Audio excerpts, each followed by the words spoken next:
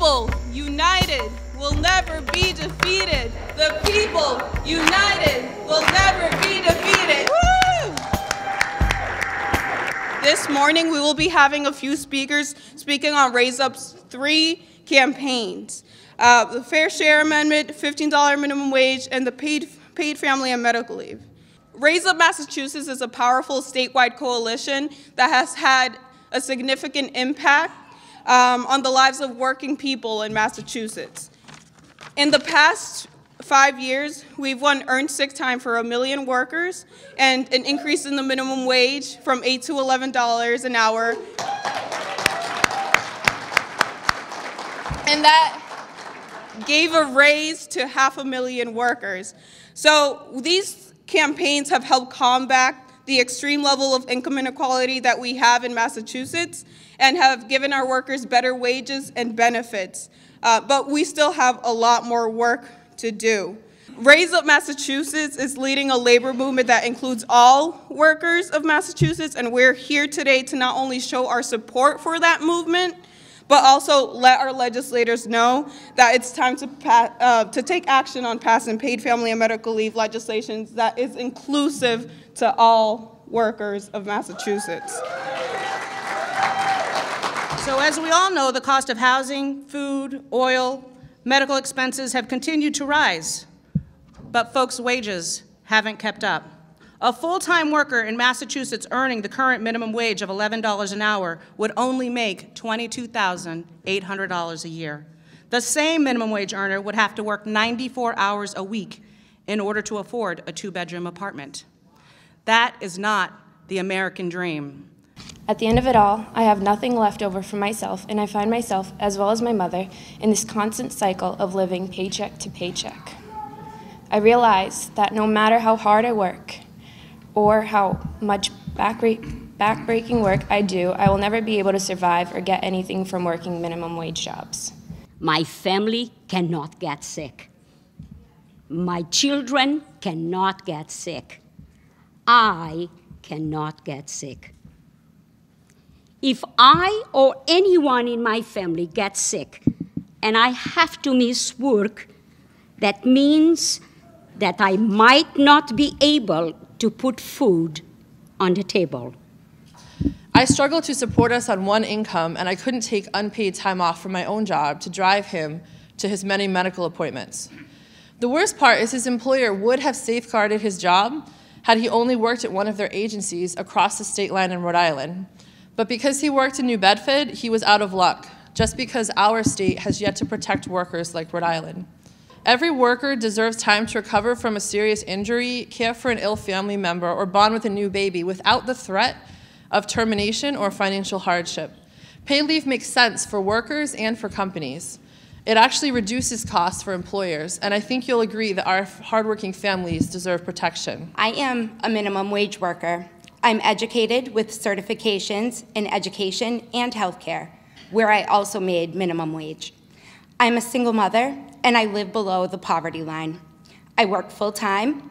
I have always had a strong work ethic and have never wanted anything for free. I worked in a daycare, so every day I was cuddling and squeezing other people's children while my newborn was being hugged by someone else that was not me. In research, it shows that children need to bond with the mother, and it's imperative to their cognitive development. So even if people feel like I put myself in this situation, we shouldn't be punishing the innocent children that were born. They should have a chance to stay with their mother. And paid family medical leave would give a chance to these children and to their mothers to be able to bond, to stay with each other. And it's really important. And we're the only country, you know, in the developed world that doesn't feel that their citizens deserve something like this. So I really hope, you know, we can consider helping each other. Thank you.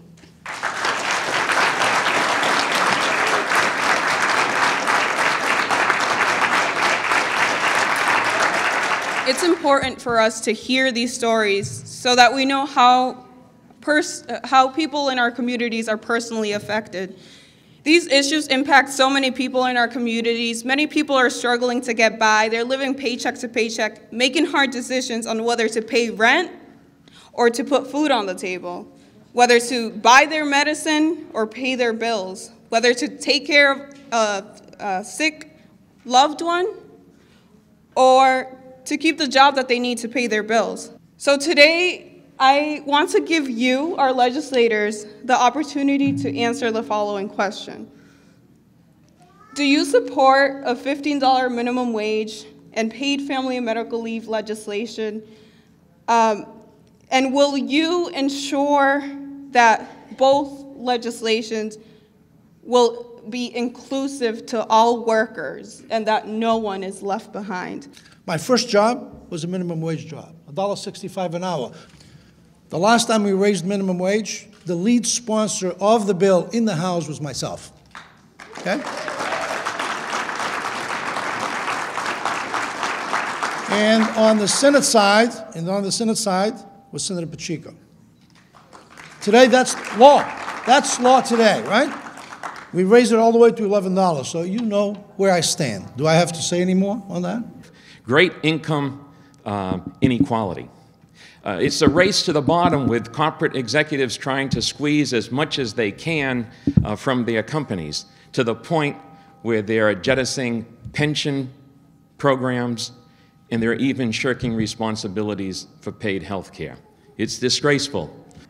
So I support the proposal to increase the minimum wage. I support it rather strongly on paid family leave.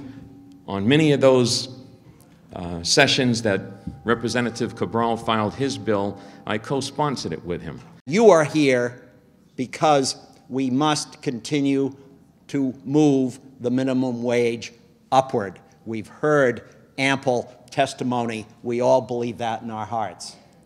We are here, your elected delegation, and you are here because we believe that we do need paid family time off. The testimony that we've heard gives us ample justification for that. Please keep in mind that we must stop, as part of what we're doing, because this is a package of issues, we must stop the movement to cut the sales tax.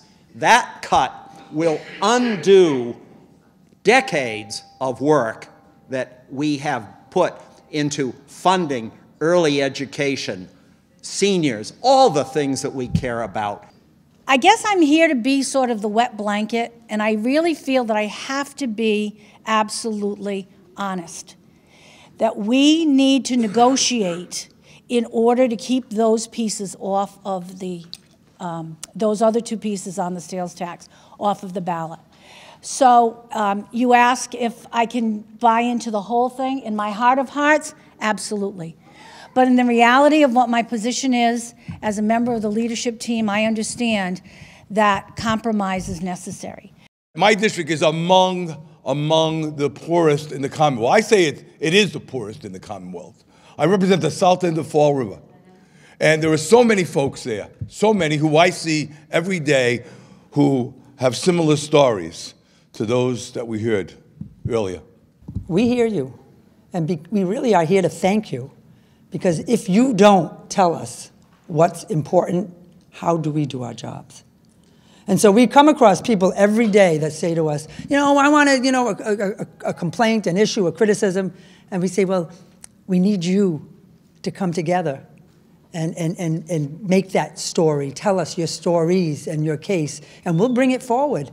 I just want to remind all of us that we're here today because we want to get paid family and medical leave and a $15 minimum wage legislation that includes all workers with no carve-out. So I hope that you can stand with us in ensuring that all workers of Massachusetts will receive the $15 minimum wage and paid family and medical leave. Thank you very much for having us. Thank you. So I just want to be clear, we are a business organization that thinks it is reasonable for the most fortunate among us to pay a little bit more so that money can be invested to lift all of us up through education and transportation.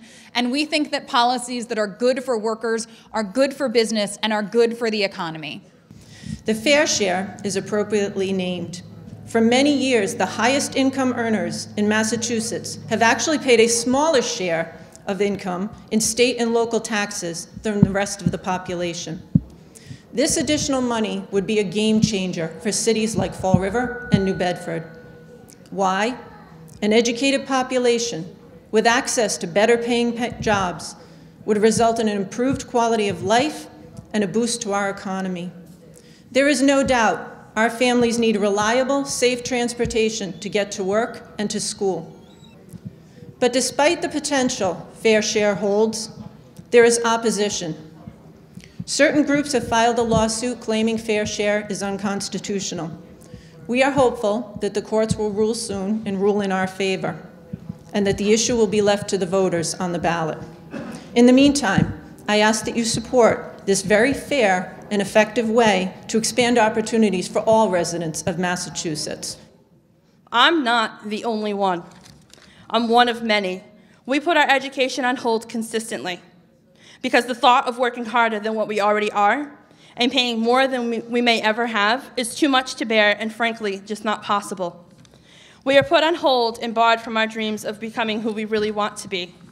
Not because we do not have the drive, passion, or motivation, but because we simply can't bear to be burdened down by any more of society's debt than what we already work hard every day of our lives to pay off and survive.